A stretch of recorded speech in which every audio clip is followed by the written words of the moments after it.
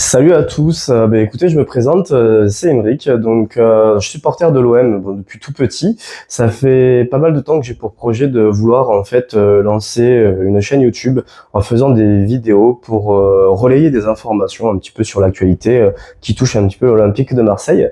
Et voilà, je me lance enfin. Alors faudra pas m'en vouloir, hein, c'est vraiment un début, je suis vraiment tout à fait amateur là-dessus. Donc c'est vraiment une chaîne pour relayer des informations et en aucun cas je suis journaliste. Donc je suis en fait un simple supporter comme tout le monde qui va aller chercher des informations à droite à gauche en essayant de trouver des sources les plus fiables possibles. Mais voilà, de ne pas penser non plus tout ce que je vais dire que c'est forcément la vérité vraie. Comme je dis tout le temps, tant qu'il n'y a rien d'officiel, de toute façon, on peut tout croire, tout penser. Mais voilà, c'est vraiment une chaîne qui est faite pour relayer l'information, tout simplement. Et puis, on est parti.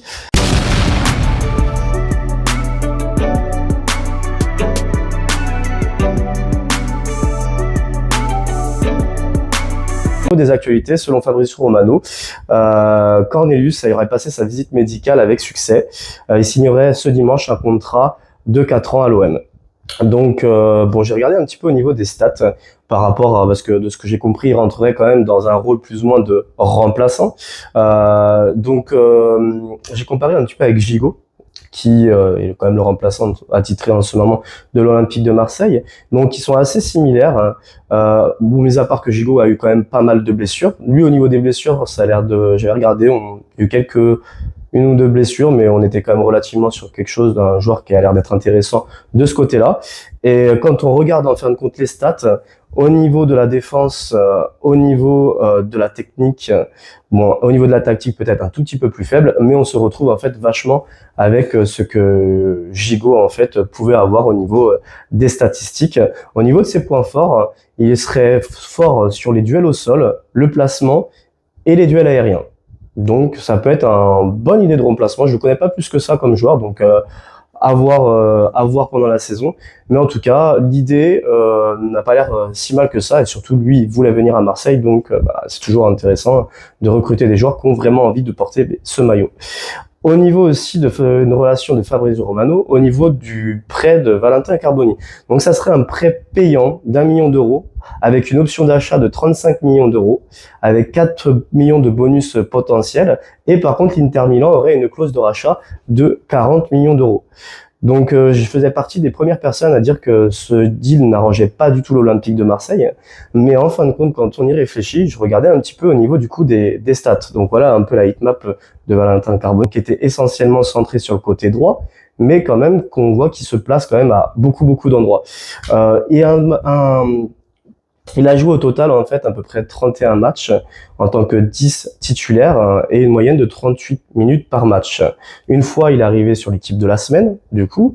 Et en fait, au niveau des stats, donc c'est à peu près 2 buts et 3 passes décisives pour à peu près 31 matchs. Donc on n'est pas sur des stats non plus qui sont totalement folles en fin de compte. Et acheter un joueur à une somme assez folle, mettons, on l'a bien vu avec Vitinha, on a pu avoir une grosse somme d'achat pour ce joueur et on a vu le rendement qu'il a eu.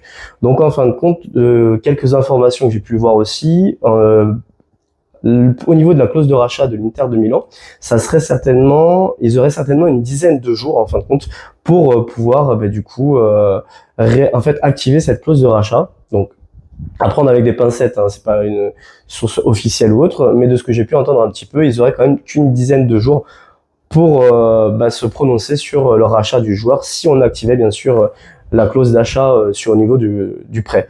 Donc en fin de compte, moi je dis que ça peut être quand même un joueur qui peut être intéressant dans le sens où en fin de compte, s'il fait pas une très bonne saison, on n'aura pas mis des millions d'euros pour le recruter. S'il fait une très bonne saison et qu'il explose, on aura recruté un joueur pendant un an pour à peu près 1 million d'euros.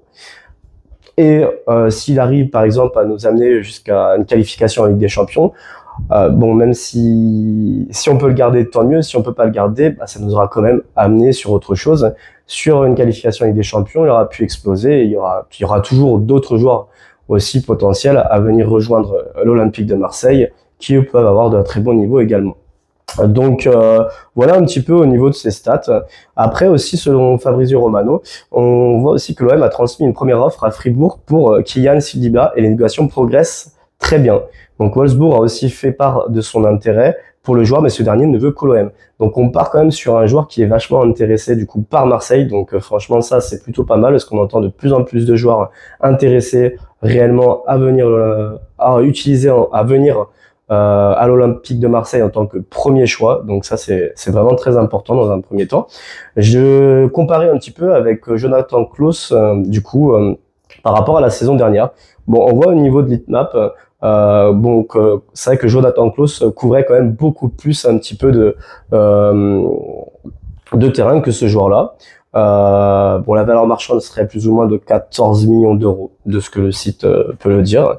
Au niveau des minutes par match, on est à peu près équilibré, 67 contre 77 minutes pour Klose. On voit 3 buts en faveur de Klose contre 0 et une passe décisive chacun, sachant qu'ils ont tous les deux joué 27 matchs. Au niveau un petit peu des stats, on voit quand même que Klose est meilleur en créativité, en attaque et en technique. Par contre, au niveau de la tactique et de la défense, eh bien, en fin de compte, on remarque que Saldivia, en fait, a un niveau quand même un petit peu supérieur. Donc, avec un Greenwood, en fait, qui serait quand même vachement offensif sur la droite, sachant que Klose, sa qualité première, c'était quand même pas la défense.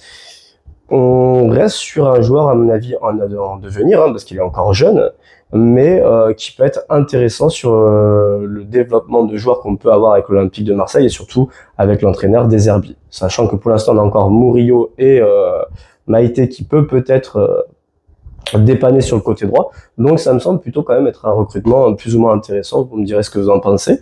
Après, au niveau aussi d'une information de Fabrizio Romano, on voit que Youssoufa Moukoko s'est mis d'accord avec l'OM pour un contrat.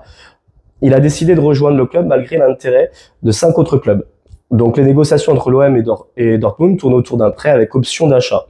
Donc ça c'est encore une nouvelle fois comme quoi l'OM est attractif parce qu'en fin de compte on a un joueur quand même qui est suivi quand même pas mal de clubs et qui en tout cas fait de Marseille son premier choix. Donc ça c'est quand même plutôt intéressant.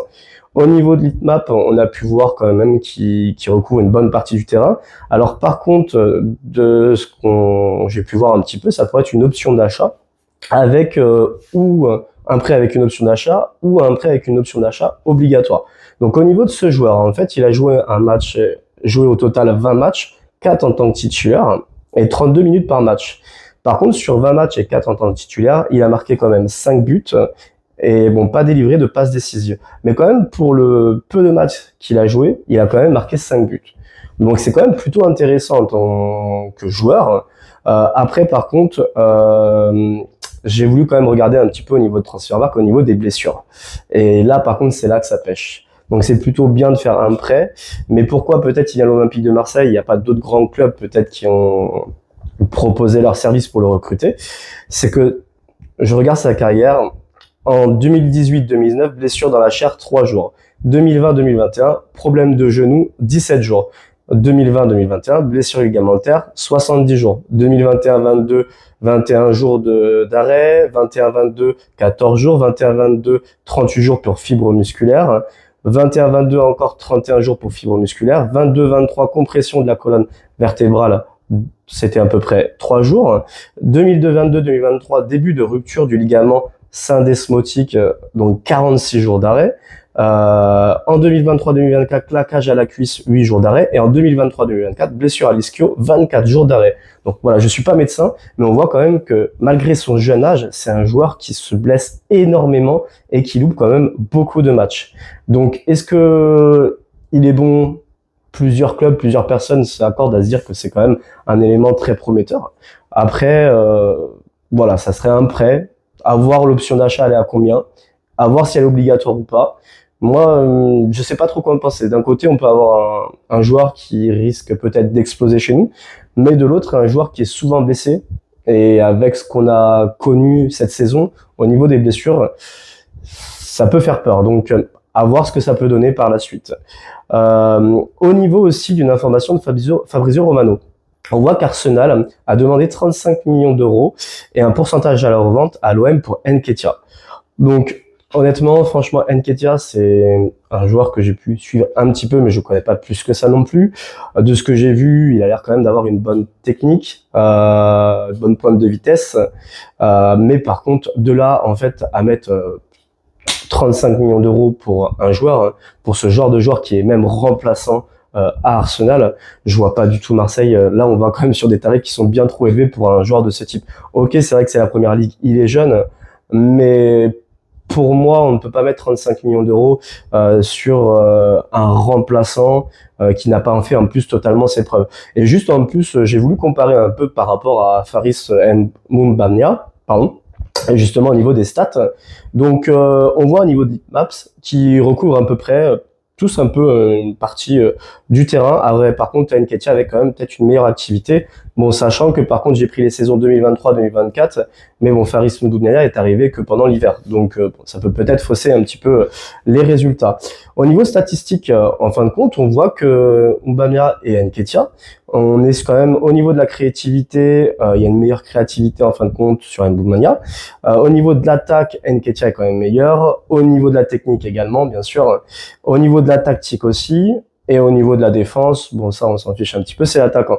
Donc en fin de compte, on a quand même Nketiah qui a quand même en effet de meilleures statistiques, mais on est quand même pas très éloigné. Et surtout en fin de compte, pour moi, j'aimerais bien garder Moumbania parce qu'en fin de compte, c'est quand même un profil qui est assez athlétique, qui peut aider. C'est-à-dire que si on veut jouer quand même tout ce qui est en attaque, au niveau des combinaisons de passes, au niveau peut-être de la course, de la créativité, c'est vrai qu'Nketiah propose quand même une bonne panoplie entre guillemets, mais par contre après c'est vrai qu'un joueur comme Mbania, en fin de compte sur des défenses des fois un peu regroupées, ça peut aider en fait aussi sur des matchs qui pourraient être coincés, à servir de point d'appui et pour moi, en fin de compte, ça peut être un bon remplaçant à Nketiah, donc c'est vrai que j'aimerais bien le garder également. Mais voilà, mais en tout cas, Nketiah, 35 millions d'euros, je trouve quand même que c'est assez cher parce qu'en fin de compte, si on regarde au niveau statistique, il a mis, en fin de compte, il a joué 27 matchs contre 13 pour Moumbania.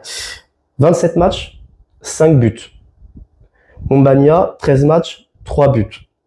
Donc on n'est pas quand même sur des stats folles avec un nombre de buts super important. Donc je pense qu'Nketiah a aussi tout à prouver. Et 35 millions d'euros, voire plus, pour un joueur, enfin, après c'est selon les informations que j'ai pu voir, hein. Par exemple Fabrizio Romano, bon, qui a l'air d'être quand même quelqu'un quand même où on peut faire confiance.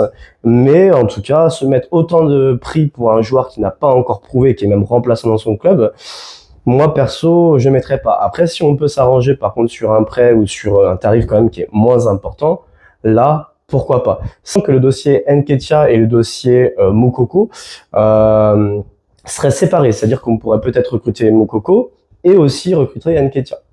Donc, à voir ce que ça peut donner. Mais après, au niveau voilà, de cet attaquant-là, j'aimerais bien le voir à Marseille, mais pas dans n'importe quelle condition et pas à n'importe quel prix non plus. Je pense c'est quand même important. Voilà pour ce qui est de du coup un petit peu de l'actualité des derniers jours par rapport au marché des transferts pour l'Olympique de Marseille. Donc je viens de mettre aussi une petite compo avec les nouveaux joueurs qui sont arrivés. Donc franchement, c'est vrai que avec les nouveaux joueurs qui sont arrivés et aussi les potentiels recrues, c'est une équipe qui pourrait quand même avoir pas mal de gueule. Quand on voit, on serait certainement sur un 4-2-3-1, on verrait Quentin Merlin à gauche, Brassier et Balerdi en défense centrale, Sildilia ou Murillo ou Maïté à droite. Au niveau du milieu de terrain, on serait quand même sur du Hochberg et Koné, quand même, c'est un milieu quand même qui est assez intéressant parce que qui sera quand même assez physique et assez complémentaire pour moi, sachant qu'on a un Koné qui arrive quand même à se projeter assez vers l'avant. Hochberg qui est quand même le patron, je pense, au milieu de la défense, mais qui arrive aussi à se projeter de temps en temps. On pourrait avoir à droite, on aurait un Greenwood, certainement un Carboni au centre. Et après, on pourrait peut-être, si bien sûr on les recrute, avoir un Moukoko à gauche et un Nketiah en attaque. Moi, franchement, je sais pas ce que vous en pensez. Voir aussi avec un petit Alexis Sanchez au milieu offensif, derrière l'attaquant. Si on arrive à le prendre aussi, je sais pas ce que vous en pensez, mais moi je trouve quand même que cette équipe-là, elle a de la gueule pour une saison où bien sûr on joue quand même que le championnat de France et on joue aussi que la Coupe de France. On n'a pas de Coupe d'Europe. Je trouve quand même que voilà, cette équipe a plutôt de la gueule. Après, bien sûr, le gardien, là j'ai mis Sergio Blanco parce que de ce que j'ai compris, bon, Lopez, il n'est plus désiré à Marseille, donc il serait bien quand même qu'il puisse partir. Sergio Blanco, je n'aimerais pas l'avoir en tant que titulaire. Donc c'est vrai que le poste de gardien, il va quand même falloir trouver un gardien assez rapide, assez rapidement, pardon. Et c'est surtout que en plus de ça, les matchs de préparation commencent et ont déjà commencé. Il n'en reste plus énormément et quand même un gardien, pour moi, ça a quand même besoin d'automatisme avec les défenseurs, surtout en plus quand on sait à quel point le gardien a un rôle central sur le jeu que De Zerbi veut instaurer au niveau des passes et des relances au niveau de la défense.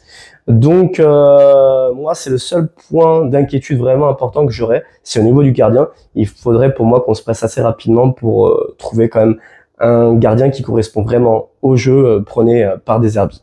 Voilà un petit peu, donc c'était un petit peu les actualités du coup des derniers jours sur l'Olympique de Marseille. J'espère que la vidéo vous aura plu. Comme je dis, hein, c'est vraiment une première vidéo, un début, donc il y a plein de choses à corriger, à retravailler. Hein. Mais par contre, n'hésitez pas aussi à mettre en commentaire s'il y a des choses que vous aimez ou que vous n'aimez pas, et je serai de faire au mieux pour faire d'autres vidéos de meilleure qualité petit à petit, je l'espère. Mais écoutez, en tout cas, si jamais, n'hésitez pas à mettre un petit pouce bleu et vous abonner si la vidéo vous intéresse et que vous allez en voir d'autres par la suite. Ça fera toujours plaisir, ça donnera un petit peu de force à continuer. Et sinon, écoutez, je vous souhaite une bonne fin de week-end et je vous dis à bientôt. Au revoir.